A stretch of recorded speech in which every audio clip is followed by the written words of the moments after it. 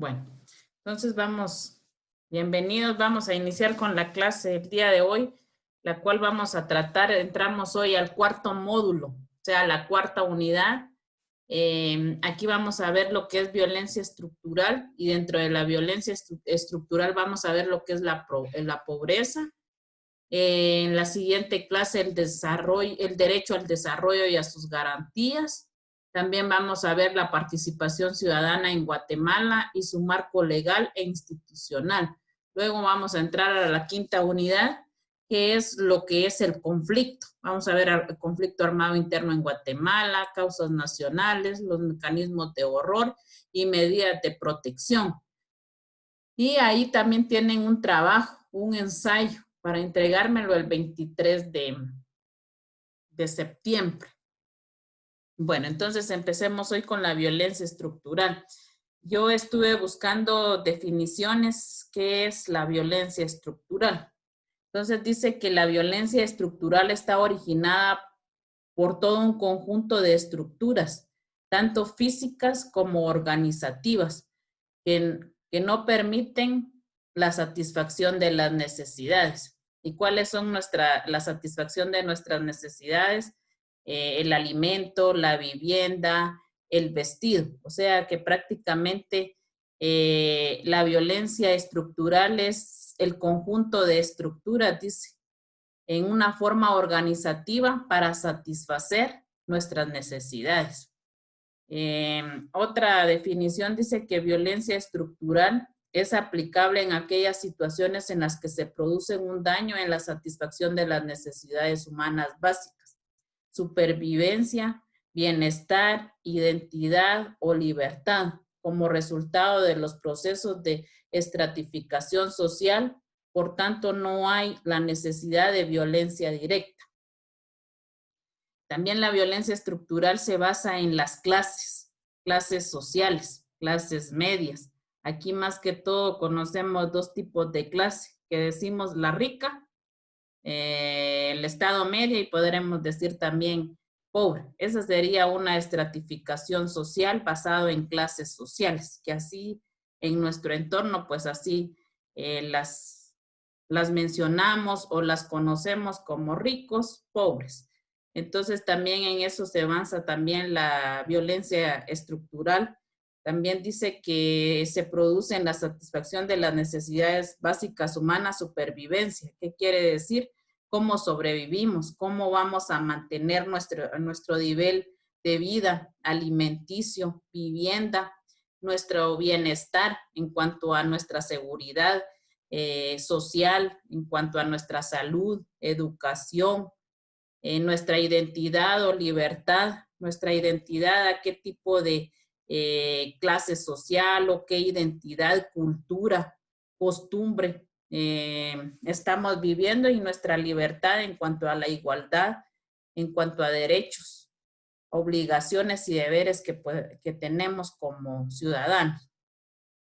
También dice que la violencia estructural remite la existencia de un conflicto entre dos o más grupos sociales, normalmente caracterizados en términos de género, etnia, clase, nacionalidad, edad u otros. Como les mencioné también, entonces aquí dice que está en términos de género.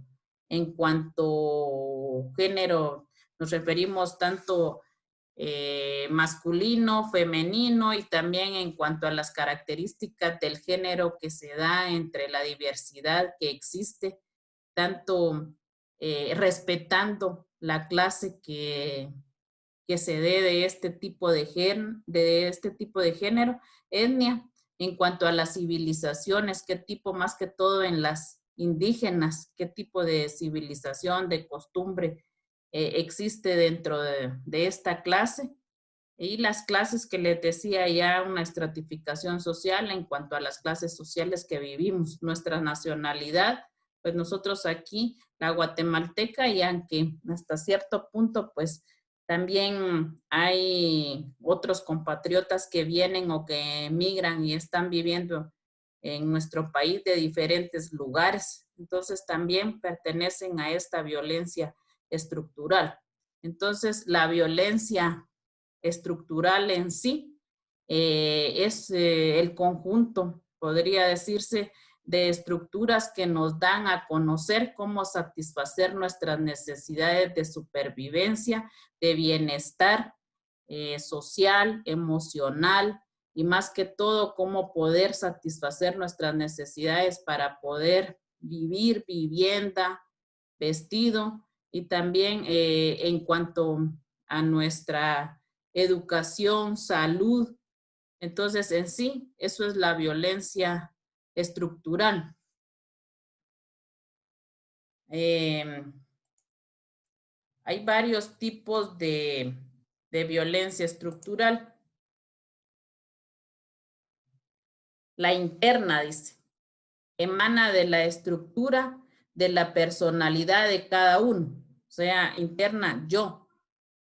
Como persona individual, tengo mi propio carácter, tengo mi propia personalidad. Esa es mi violencia, mi carácter, mi tono de voz, mi forma de actuar. Esa es mi violencia, es violencia estructural interna, individual, que le pertenece a cada persona.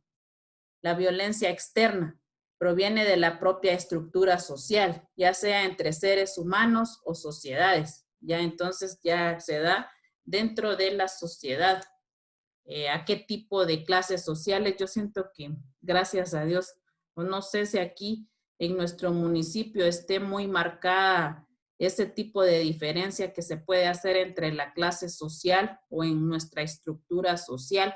Tal vez sí puede estar muy marcada porque hay pobres y también hay extremadamente pobres, pero yo siento que a la larga pues vivimos en unión y yo siento que este pueblo ha sido muy unido porque cada vez que hay una calamidad o se pueda ayudar a las personas, se unen para ayudar y satisfacer las necesidades.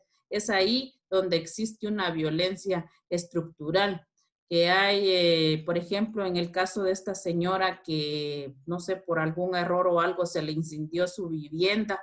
Entonces, ¿quién no publicaba en las redes sociales que acudieran a ayudarla con víveres o con lo que se pudiera ayudarle? Entonces se le hizo su casita. Ahí es donde más se denota cuál es la violencia estructural. Y también, si ustedes se dan cuenta, no hay tipo de clases sociales o una estructura de violencia estructural externa, porque siento yo que todos nos unimos para tratar de una u otra forma de ayudar a las familias cuando están desprotegidas. Lo mismo, lo que ha pasado en esto de la pandemia, que hay un estado de calamidad y desde el principio, pues toda la gente aquí en el municipio, hubieron bastantes gentes que se preocuparon para poder ayudar a las personas que estaban siendo más vulnerables y afectadas en este tipo de pandemia.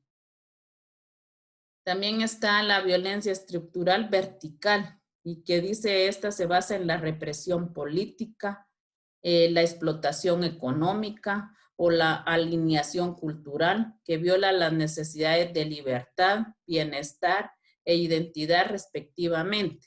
Esta violencia más que todo se enlaza en lo que es, por ejemplo, si ponemos en la represión política, ¿en qué nos da el Estado? ¿En qué contribuye el Estado para satisfacer nuestras necesidades? La explotación económica, qué se produce, qué hacemos para producir alimentos, cómo podemos ayudar a las personas, por ejemplo, a los campesinos, a los agricultores que se dedican a cultivar para llevarnos o para vender sus productos y que nosotros tengamos un plato de comida seguro en nuestra mesa. Eso es la explotación económica en cuanto a una violencia cultural, como dice aquí, en que violan las necesidades de libertad, bienestar, identidad respectivamente. Más que todo, la violencia esta se enfoca en qué nota el gobierno, cómo se puede explotar económicamente, ya sean los productos internos o cómo exportarlos y en cuanto también aquí en lo nacional, en nuestro país, en nuestro municipio, cuál es la explotación económica, cómo estamos contribuyendo para que no haya una violencia estructural que siga perjudicando a los ciudadanos y más a ciudadanos que carecen de desempleo, que no tienen una vivienda segura, que no tienen comida. En esto se enfoca la violencia vertical. Lick, horizontal. Lick. ¿Qué manda? Sí, en este caso de la violencia vertical, considero yo que un claro ejemplo podría ser la cuestión esta de la mina.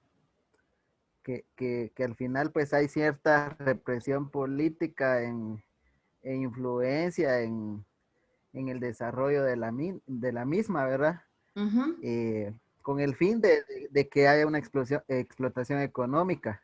Sin embargo, pues se violan las necesidades y cierto bienestar de la población. También muy buen su ejemplo, profe, y gracias por la aportación, porque también es cierto lo que usted dice. En la violencia estructural horizontal dice que separa a la gente que quiere vivir junta o junta a la gente que quiere vivir separada. Viola la necesidad de identidad. ¿Cómo así? Por ejemplo, ¿qué es identidad para usted, Madeline?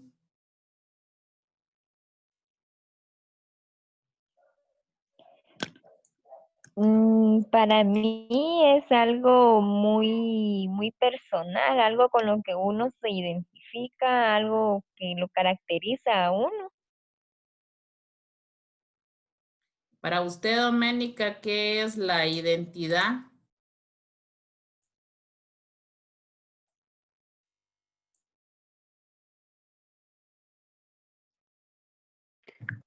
Como me dijo licenciada que no le escuché bien. Para usted, ¿qué es la identidad? La identidad es, sí que identificarnos, dijo, es como darnos nuestro lugar dentro de la sociedad. Así es, en nuestra identidad, únicos individualmente, pero también hay una identidad en cuanto a nuestra costumbre, en nuestra cultura, y a veces esto hace que nos separen. ¿Por qué? Porque no todos tenemos o vivimos también en la misma cultura o en la misma costumbre, o también no somos partícipes o ideales de cualquier cuestión, podríamos decir, política o social. Y esto hace también que nos separe, como dice aquí, separa a la gente que quiere vivir junta o junta a la gente que quiere vivir separada, violando la necesidad de identidad. Entonces también esto nos trae a una violencia estructural. ¿Por qué? Porque si desunimos a un grupo que está unido económicamente, que tiene vivienda, que satisface necesidades. Bien, porque nosotros lo vamos a separar por una costumbre o por una idea o una ideología que tengamos y se separa ese grupo. ¿Qué vamos a hacer? Que este grupo pueda pasar a tener carencias, a no poder satisfacer de sus necesidades porque dependía de este grupo. Entonces también esto nos lleva a una violencia horizontal, separar a los grupos que están unidos por un ideal y ¿qué hacen? Entonces aquí ya empieza a sufrir necesidades.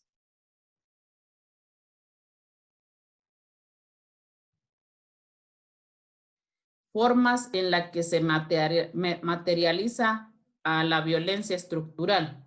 Desigualdad en derechos y obligaciones. Claro, y aquí está muy marcada. Nosotros vivimos en una desigualdad de derechos y obligaciones. ¿Por qué?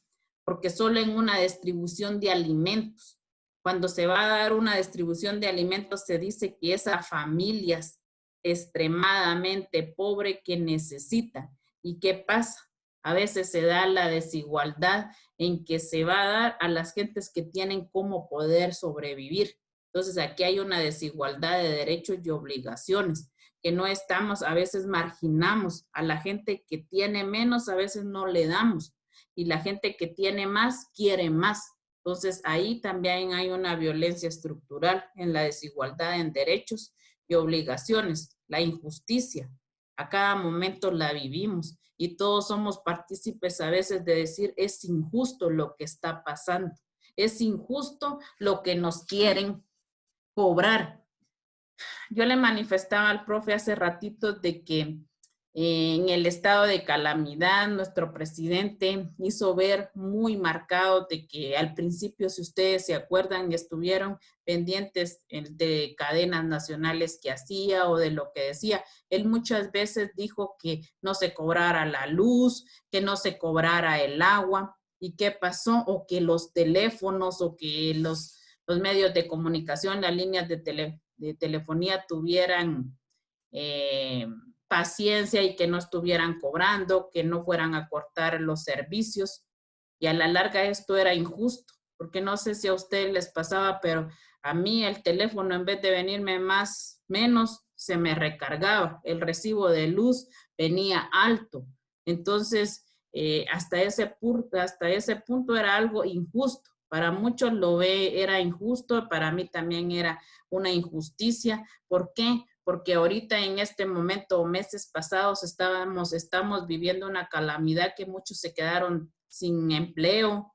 Entonces, ¿cómo podrían cubrir sus servicios básicos? Luz, gas, teléfono. Entonces tenía que ver equitativamente, equiparar los derechos y lo mismo que decía el presidente, hacer convenios de pago, pero a veces la empresa no hacía esto, sino que al contrario se quería aprovechar de hacer excesivamente cobros y todavía en una de esas ir y cortar el servicio. Para mí eso es una injusticia en cuanto a un ejemplo de una violencia estructural. Dice agresión psicológica, física, individual o grupal. Siempre vamos a acarrear agresiones psicológicas, individuales. ¿Por qué? Porque nos agreden no solo físicamente, sino que a una persona que es marginada y maltratada también psicológicamente. ¿Por qué? Porque se hunde en una depresión, que no quiere comer, no quiere trabajar. Entonces, todo esto viene equiparado a no querer buscar una solución para sus problemas. ¿Y qué pasa? Descuida la satisfacción de las necesidades de su familia. Insatisfacción en las necesidades. ¿Cuál es insatisfacción de las necesidades? El alimento, el vestuario, la educación, la salud. Transgresión de los derechos humanos, como las intimidaciones a las personas, las amenazas, maltrato físico. Todos vamos a siempre enlazar y vamos a averiguar siempre los derechos humanos, porque nuestro curso se llama Derechos Humanos, los cuales los tenemos que conocer, saber cuáles son las obligaciones, cómo defenderlos, qué hacer. Entonces, hasta aquí también se transgreden, se marginan nuestros derechos humanos. Tenemos derecho también a quejarnos para que se nos restituya y no se nos vulnere nuestro derecho. Secuestro, dice, narcotráfico. Esto también trae equiparado una violencia, son formas de violencia estructural. Y entramos a lo que es como entre la violencia estructural, la más marcada o la más conocida, pues es la pobreza. ¿Y qué dicen que es la pobreza? La pobreza ha sido entendida como carencia de recursos materiales que impiden la satisfacción de las necesidades básicas por la imposibilidad de adquirir los bienes y servicios esenciales. Entonces, esa es una de las definiciones. Las causas que genera la pobreza son variadas, mismas que se pueden clasificar en estructurales y coyunturales. Profe, ¿cuál es nuestra coyuntura a nivel municipio, donde la quiera enfocar? ¿Cómo estamos viviendo ahorita nosotros nuestra coyuntura social o nacional?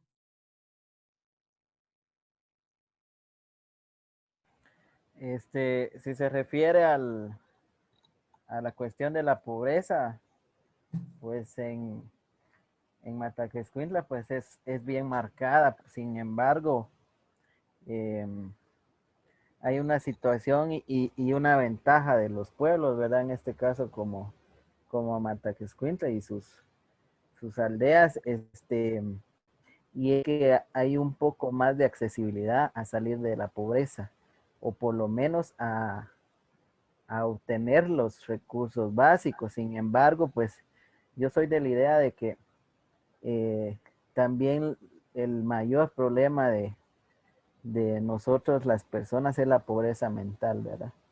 Entonces, a veces, en el caso de, yo trabajo en Conalfa y la gente a veces no quiere educarse, no quiere formarse, no quiere capacitarse y prefieren seguir en esa pobreza mental que al final pues se vuelve en una pobreza con carencia de recursos materiales, ¿verdad? Entonces, Así es. la verdad que aquí en el pueblo pues yo veo que es bendecido, hay trabajo en agricultura, en ganadería y en diferentes tipos de, de situaciones. Sin embargo, hay muchas personas que no quieren trabajar. A veces lo que hay es pereza y haraganería y falta de ánimo de salir adelante. Sin embargo, pues también, por lo contrario, hay muchas situaciones extremas de gente que por la misma pues pobreza mental que yo le platico, pues han llegado a estar en una pobreza pues extrema y que no pueden y no encuentran salida por falta de apoyo, ¿verdad? A veces las instituciones son malísimas en la selección de a quienes les brindan el apoyo, como usted lo mencionaba hace un rato, ¿verdad?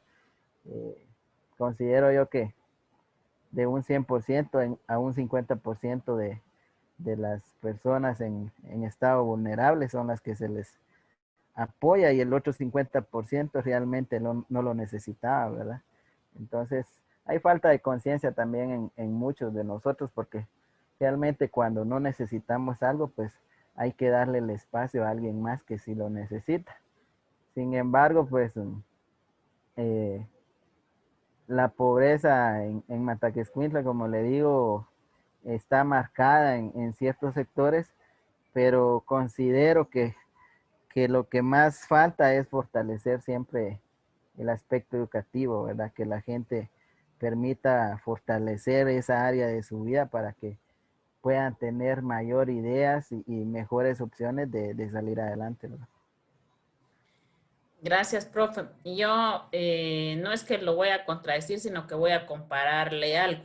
A veces tienen también, como usted dice, la mente pobre y llegan y dicen, ¿para qué voy a estudiar si ni trabajo hay? ¿Para qué me voy a preparar, esforzarme si no hay trabajo? O ustedes también pueden decir, ¿para qué dentro de un par de años que nosotros nos graduemos como abogados y notarios van a haber muchos? Yo siento que ahí estamos pensando también mal, porque entre más nos preparemos, puede ser que más posibilidades podamos llegar a de conseguir algo mejor. O a veces pasa en las instituciones también que el profe no me va a dejar mentir o los que trabajan en alguna institución. Por ejemplo, a veces se quejan que por qué llegan personas que recién llegan entrando ganando un gran sueldo, pero tal vez esas personas traen más maestrías, doctorados y dicen, ¿y por qué yo sigo ganando el mismo sueldo? Tengo 20 años de servicio y con el mismo sueldo, pero tal vez no ha dejado de ser simplemente tener una carrera media, nunca ha tenido idea de estudiar o sacar sus cursos en la universidad. Y es cierto que la experiencia, decía un licenciado que yo les dio una conferencia a los del sexto ciclo, se llama Alfred Sánchez. Yo siempre les he dicho a los patojos, o no sé si a ustedes les decía también, que abogado que lee menos es cada día menos abogado. Él corrigió esa frase. Él dijo que no era así, que abogado que no tenía experiencia era cada día menos abogado, porque tenía que la experiencia era el que hacía al abogado, no tanto leer, decía, pero ese es su punto de vista de él. ¿A qué viene esto? Que como decía el profe, nuestro municipio es un municipio rico porque tiene agricultura, tiene ganadería, entonces las personas se pueden dedicar bien o mal, en que sea para pasar su día, tener frijolitos y maíz tortilla en su mesa para poder comer. Inclusive nuestro país, Guatemala, también es un país rico en naturaleza y cómo poder salir de esta extrema pobreza, pero lastimosamente siempre se caracterizan porque nuestro país está gobernado por ciertas familias poderosas, inclusive el CACIF, que siempre quiere estar por encima del gobierno para seguir marginando a los pobres y a los extremadamente pobres para que ellos siempre tengan más y seguir consiguiendo más mientras en nuestro país no salga a flote. Entonces, la pobreza es un tema extenso. Todos nos podemos referir y sacar una propia definición de qué es la pobreza individual y pobreza, en fin, que vive en las sociedades. La población, dice que la población es pobre porque no tiene algo que necesita o cuando carece de los recursos para acceder a las cosas que necesita. La población, ¿qué necesita? Comida, vestido, combustible, techo y toda la población. ¿Por qué la población? Porque somos todos, cada uno de nosotros. Y siempre les decía yo en teoría del Estado, el Estado somos nosotros, o sea que el Estado necesita de esto para salir de pobre, necesita satisfacer las necesidades de cada persona. Está plasmado en su constitución que tiene que satisfacer y garantizar nuestra vida, nuestra seguridad, nuestra salud, nuestra alimentación, pero cada día nosotros somos cada vez más pobres y a veces porque no sabemos invertir nuestro dinero o a veces no sabemos administrarlo, porque lamentablemente hay quienes quieren gastar más de lo que ganan y así que hacen pérdidas y a veces se quedan endeudados en los bancos quieren recoger los inmuebles que están hipotecando. ¿Por qué? Porque no saben administrar, que a veces se ambicionan por no tener un programa, un plan, una programación para poder saber hasta dónde poder llegar con sus gastos y salir. Lo que buscan es salir de la pobreza para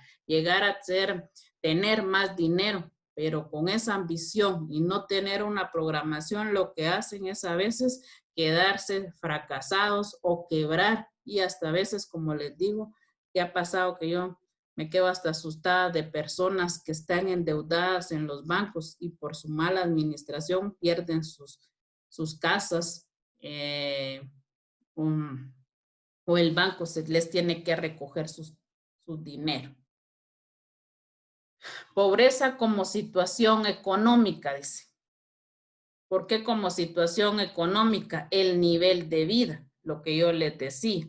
Porque de ahí depende nuestra situación económica, del nivel de vida que nosotros tengamos y cómo lo vivamos.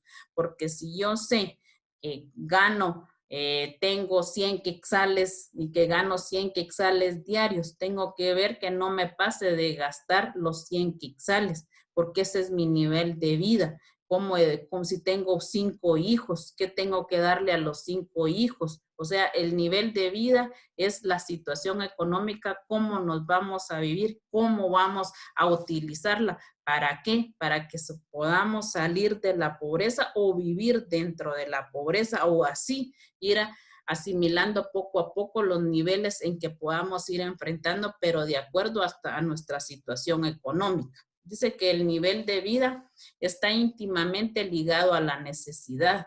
Es un concepto de índole general que refiere no tanto a las formas específicas de privación, sino a la experiencia general de vivir con menos que los demás. O sea, voy a vivir de acuerdo a lo que tengo. Mi nivel de vida es este porque en base a esto gano tanto, debo de gastar tanto y darle a mi familia ese nivel de vida que estamos acostumbrados, no un nivel de vida que después me endeudo, satisfago un montón de necesidades de mis hijos, no tengo y después mi nivel de vida no me va a alcanzar o no voy a poder seguir sosteniendo ese nivel de vida. Por eso entra en la situación económica de la pobreza. la desigualdad. Las personas pueden ser consideradas pobres porque están en situación de desventaja respecto de otros en la sociedad. Nosotros vivimos en una desigualdad, pero es de acuerdo a cómo nosotros la queramos vivir. Y así vamos a estar situados dentro de la sociedad, porque dice que son personas que pueden estar consideradas pobres, porque están en situación de desventaja respecto de otros en la sociedad, porque así los consideran de desiguales. Este es pobre, yo vivo en otro nivel de vida mejor que el pobre. Y hacemos una desigualdad, marginamos una discriminación por su situación económica en que cada persona vive.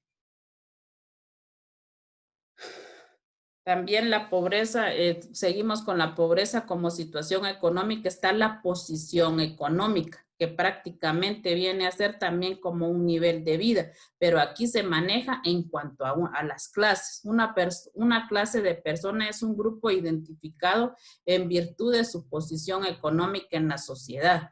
La clase O es un aspecto de desigualdad, pero esa desigualdad es una característica de la estructura social y no de la desigualdad de recursos o del consumo. Los recursos y el consumo son, en el mejor de los casos, un indicador de posición social.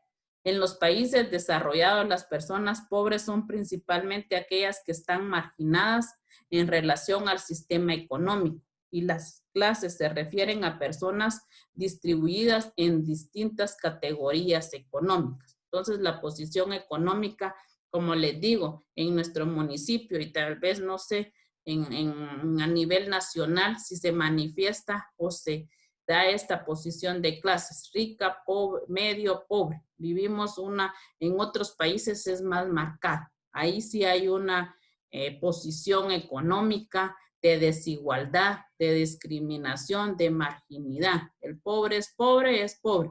Y en otros países todavía se da la posición económica en el cuanto dan la discriminación de raza. Negro, a los negros, o antes se daba más que todo también esta discriminación en cuanto a raza, posición económica. Un negro no se podía relacionar con un blanco, o más que todo, miren todo lo que pasó en Alemania por no querer a los judíos, Hitler. Entonces también en países está más marcado que en nosotros nuestra clase social, y por eso también la posición económica entra en la situación económica de pobreza. Pobreza como condiciones sociales. Clase social. El concepto de la clase social es utilizado tanto como un medio para conceptualizar la posición de los pobres en términos estructurales.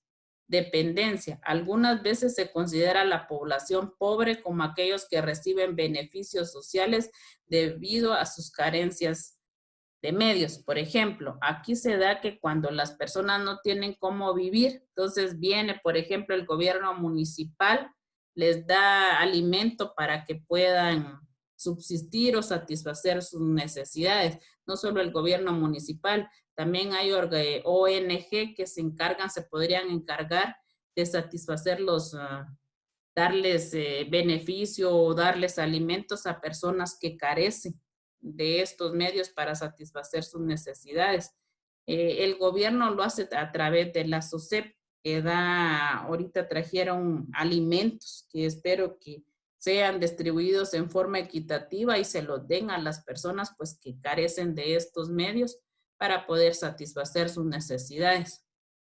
Carencias de seguridad básica, la ausencia de uno o más factores que permiten a individuos y familias asumir las responsabilidades básicas, disfrutar de derechos fundamentales.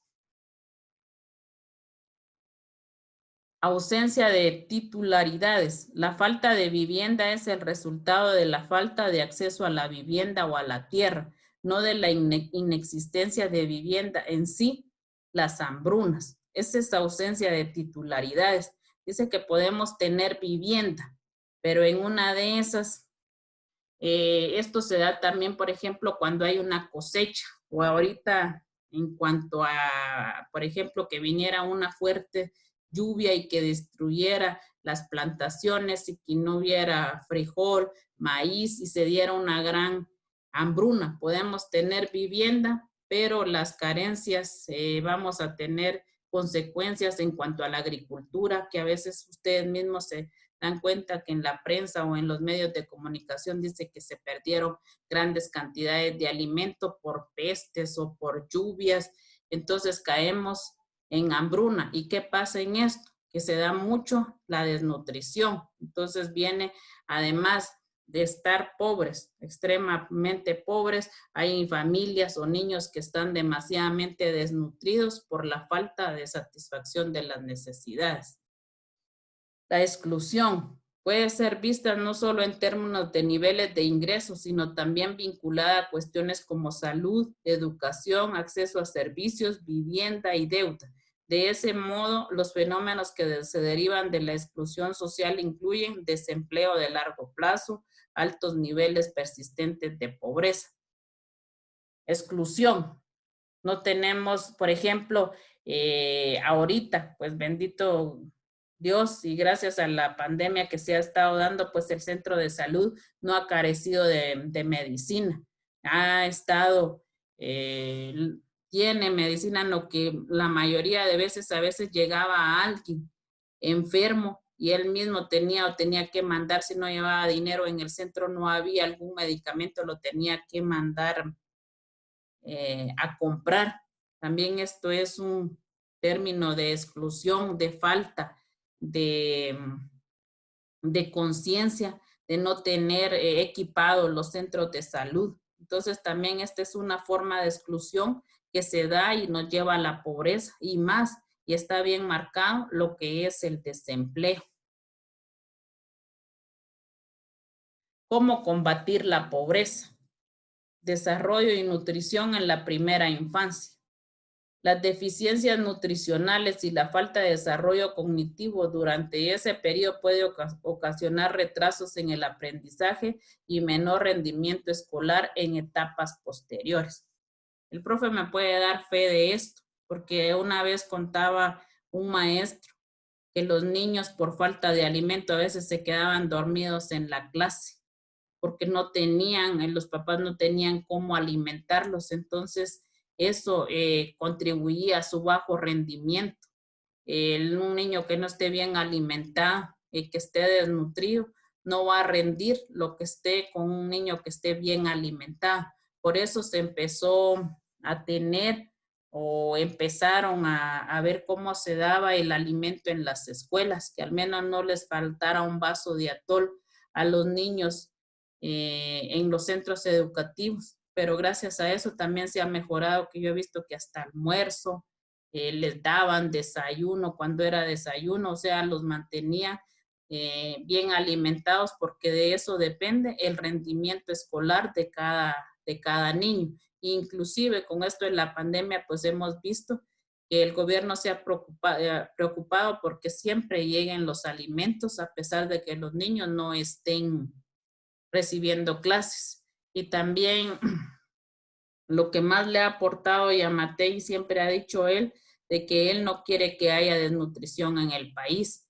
Por eso hasta va a formar, o no sé si está formando, una oficina que se dedique directamente a buscar a las familias o a todos los niños que estén desnutridos para levantar, empezando por ahí, para levantar al país, y que estos niños o las familias salgan de esa desnutrición y tengan un buen rendimiento para combatir así la pobreza. Acceso universal a la educación de calidad. A pesar de que el acceso a la educación ha mejorado en los últimos años, ahora se necesita enfatizar en garantizar que todos los niños reciben una educación de calidad. En la educación de todos los niños se debe asignar prioridad al aprendizaje universal, los conocimientos y el desarrollo de aptitudes, así como la calidad de los docentes. ¿Por qué vamos a pedir una educación de calidad? ¿Por qué vamos a pedir que un docente tenga calidad para enseñar? Porque de eso depende el futuro de nuestro país, porque no solo en las manos de nosotros, ustedes como estudiantes, yo como docentes, sino que también está en los niños que están en las escuelas aprendiendo, porque de esa educación de calidad puede ser que uno de esos niños nos llegue a representar o ser el presidente del país. ¿Y qué tiene que hacer? Tener un estudio o una educación de calidad. ¿Por qué? Porque también en base a eso puede ser de que estos niños o los estudiantes o nosotros como docentes aprendamos cada día mejor para poder defender nuestros derechos o ver cuáles son las violaciones que están haciendo en cuanto a esos derechos y poder luchar, porque vamos a tener bien definido cuáles son nuestros deberes y cuáles son nuestras obligaciones. Cobertura universal de salud. Según el Banco Mundial, la atención de salud se reduce a la desigualdad y al mismo tiempo aumenta la capacidad de las personas para aprender, trabajar y progresar. Si tenemos buena salud, entonces vamos a ser aptos para poder, dice, aprender y trabajar. Pero ¿qué depende para tener una buena atención o tener salud? Tener una buena alimentación que pueda satisfacer nuestras necesidades de vestuario y asimismo vamos a tener una buena salud. Tributación progresiva. Los impuestos progresivos equitativos permiten financiar las políticas y los programas de gobierno que son necesarios para equipar las condiciones y transferir recursos a los habitantes más pobres.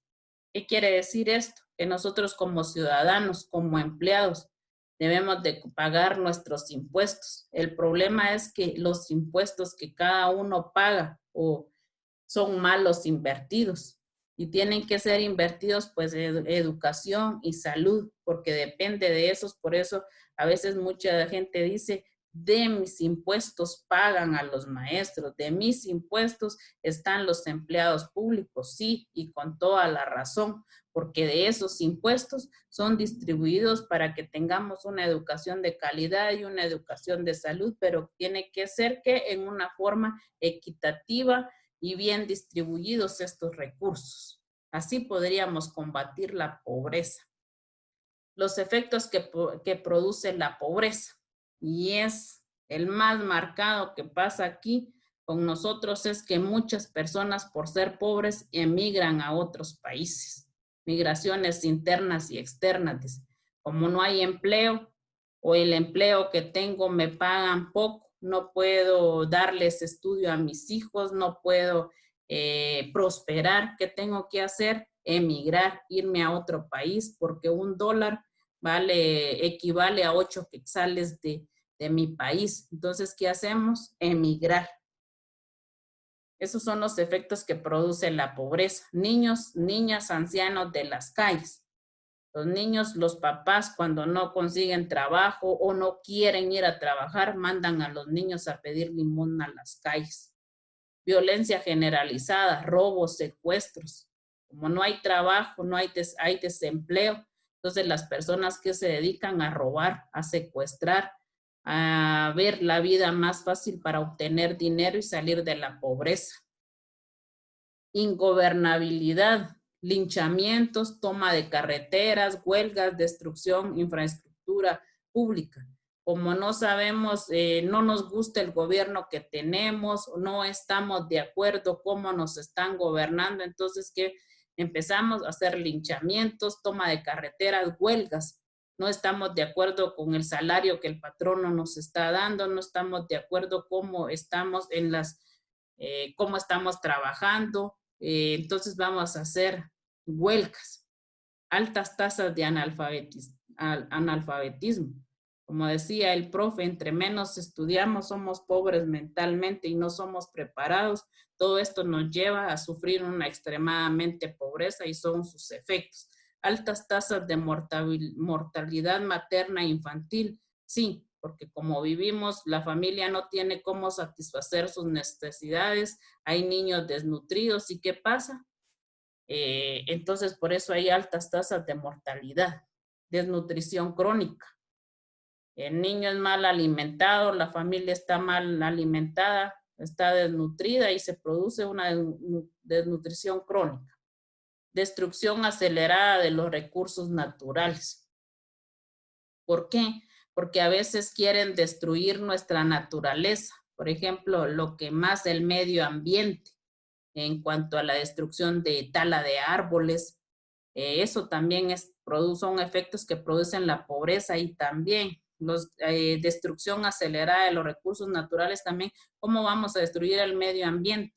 Tanta basura, porque también hasta en eso no somos educados, que no vemos que tanta basura lo que está haciendo es destrucción del medio ambiente y de nuestros recursos naturales. Causas de la pobreza. Las causas históricas de la pobreza son el colonialismo, la guerra, la esclavitud y las invasiones. Tristemente, esto es lo que nosotros hasta nuestros días, las causas históricas nos llevan hasta a nuestra pobreza. ¿Por qué? Porque desde el momento que nuestro país fue descubierto, nosotros empezamos a ser esclavos en guerras e invasiones. ¿Por qué? Porque nuestro país era un país rico. ¿Y qué vino a hacer España? A quitarnos, a ser dominantes, a robar nuestras tierras, a esclavizar a nuestros indios, a invadir nuestras propiedades. ¿Y qué hizo? Ponernos pobres. ¿Por qué? Porque entre ellos se repartían las tierras, se peleaban por las tierras que estaba descubriendo Colón. Hubieron bulas que daban los papas a los reyes católicos nuestras tierras. De ahí históricamente nosotros venimos arrastrando la pobreza con el colonialismo, dice, por lo mismo, porque desde ahí empezamos a tener pobreza que no defendimos. Nuestra invasión no fue un descubrimiento, fue una colonización y un robo que nos hicieron los reyes españoles a nuestras tierras. La corrupción. Aquí en nuestro país es mucho, hay mucha corrupción que nos lleva también a mucha pobreza. ¿Por qué? Porque a veces dentro de la justicia hay gente que como no sabe y le dice prácticamente, mira, vení, dame tanto, yo te voy a sacar a tu familiar que está o va para la cárcel. Y a veces la gente hasta va a vender lo que no tiene por llevarles a estos corruptos su dinero y a la larga el hijo siempre va preso. Y ahí también, ¿qué hacen? Convertir a esta persona que fue a vender sus bienes en una persona pobre. El cambio climático. ¿Por qué? Porque a veces los agricultores tienen sus cosechas y si hay una helada, si hay vientos fuertes, si hay una lluvia, a veces echa a perder sus cosechas por parte del cambio climático. Enfermedades y epidemias, para no ir tan lejos nosotros ahorita a nivel mundial y a nivel nacional estamos viviendo la pandemia o la epidemia del coronavirus, que esto ¿qué vino a hacer? Que Guatemala esté pobre y cada vez más pobre, hasta ahorita que nuevamente se va a reaperturar o se está reabriendo la reapertura del país para que económicamente volvamos a salir nuevamente. Desigualdades en el reparto de recursos, siempre va a haber porque hay corrupción, hay soborno y no hay una igualdad en el reparto de recursos y crecimiento de la población. Entre más población haya, más pobres vamos a ser. Por eso hay países desarrollados o subdesarrollados o que tienen un gran progreso. ¿Por qué? Porque ellos les exigen a las parejas planificar 1 o 2 hijos. En cambio, aquí hay familias pobres que tienen hasta 5 o 10 hijos. Yo a veces digo, yo con 2 me las veo a palitos. Y esta gente que no tiene ni dónde vivir tiene 10 hijos. Entonces, el crecimiento de la población también nos lleva a que sea causa de la pobreza. Conflictos armados.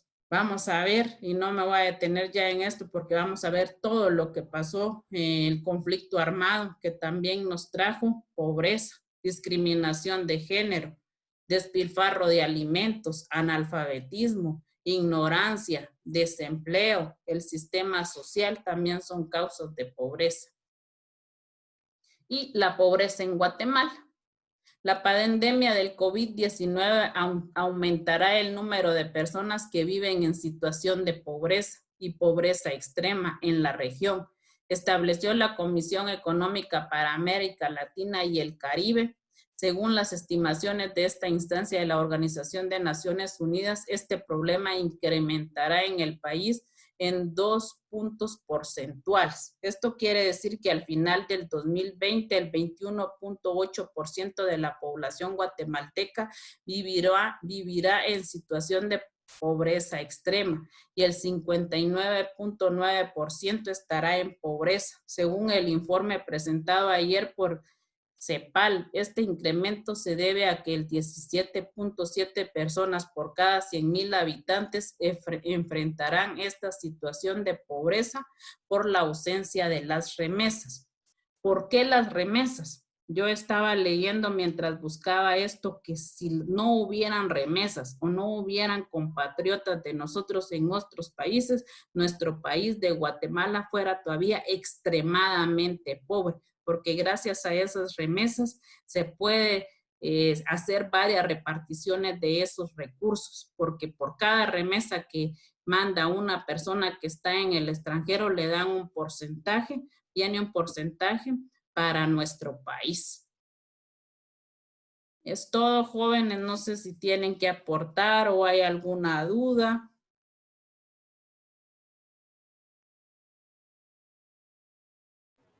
¿O quedó todo claro?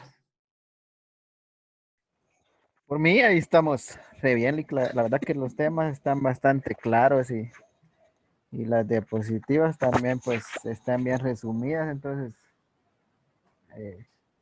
de tener una duda pues podemos revisar las presentaciones, ¿verdad? Entonces ya no les quito más su tiempo para que descansen un rato y estén listos para la otra clase. Primero Dios, nos miramos el miércoles y feliz noche. Feliz noche, Ligda. Feliz noche, Lick. Feliz noche. Feliz Feliz noche. noche.